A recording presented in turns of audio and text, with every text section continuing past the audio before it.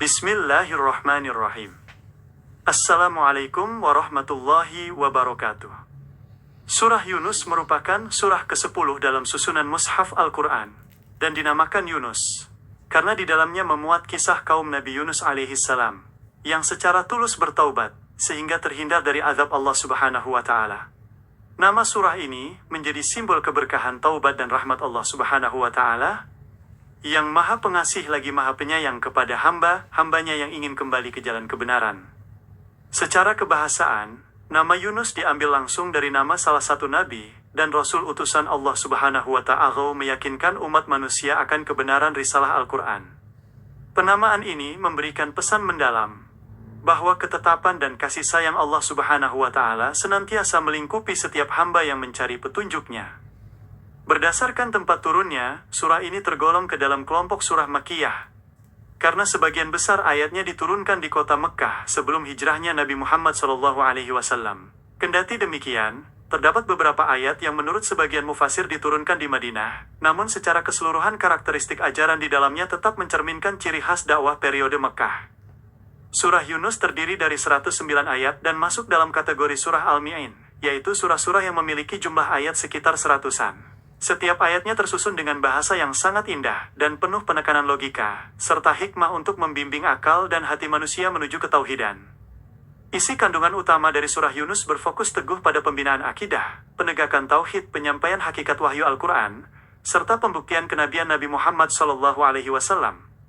Surah ini menegaskan keberadaan Allah subhanahu wa ta'ala sebagai penguasa alam semesta, yang mengatur seluruh tata surya dan kehidupan tanpa ada persekutuan baginya. Secara garis besar, bagian awal surah ini menjelaskan keagungan Al-Quran sebagai kitab yang penuh hikmah dan membantah keraguan orang-orang kafir terhadap kerasulan Nabi Muhammad SAW. Allah subhanahu wa ta'ala mengajak manusia untuk merenungi tanda-tanda kebesarannya di alam semesta, seperti penciptaan langit, bumi, pergantian malam, dan siang.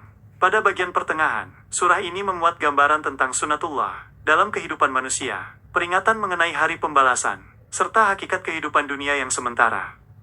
Di dalam bagian ini, juga ditegaskan bahwa petunjuk dan penyesatan adalah atas kehendak Allah subhanahu wa ta'ala, serta menjelaskan bagaimana kebenaran akan selalu menang melawan kebatilan. Selanjutnya, terdapat uraian sejarah dan kisah para nabi terdahulu, seperti kisah Nabi Nuh alaihissalam, Nabi Musa alaihissalam bersama Fir'aun, serta pelajaran berharga dari kaum Nabi Yunus alaihissalam. Pembelajaran penting dari kaum Nabi Yunus alaihissalam adalah bahwa mereka merupakan satu-satunya kaum yang iman dan taubatnya diterima ketika azab sudah membayang, sehingga Allah subhanahu wa ta'ala membebaskan mereka dari siksaan. Pada bagian akhir, Allah subhanahu wa ta'ala memerintahkan Nabi Muhammad SAW untuk tetap istiqamah di atas agama tauhid yang lurus, dan tidak sekali-kali mengikuti prasangka atau kesesatan orang-orang yang tidak beriman. Ditegaskan pula bahwa Al-Quran adalah kebenaran mutlak dari Allah subhanahu wa ta'ala, yang menjadi obat serta penawar bagi segala penyakit yang ada di dalam dada manusia. Merenungi setiap lembaran wahyu ilahi dalam surah Yunus mengajarkan kita bahwa pintu rahmat dan ampunan Allah subhanahu wa ta'ala senantiasa terbuka lebar bagi setiap jiwa yang mau bersujud dan memperbaiki diri. Semoga setiap ayat Al-Quran yang kita baca mampu menuntun langkah kaki kita, menerangi kegelapan hati, dan menjadi pembela kita di hari akhir kelak. Terima kasih atas segala perhatiannya. Semoga Allah subhanahu wa ta'ala selalu melindungi kita dalam kebaikan dan mendapat keberkahan dari Al-Quran. Wabillahi taufiq wal hidayah. Wassalamualaikum warahmatullahi wabarakatuh.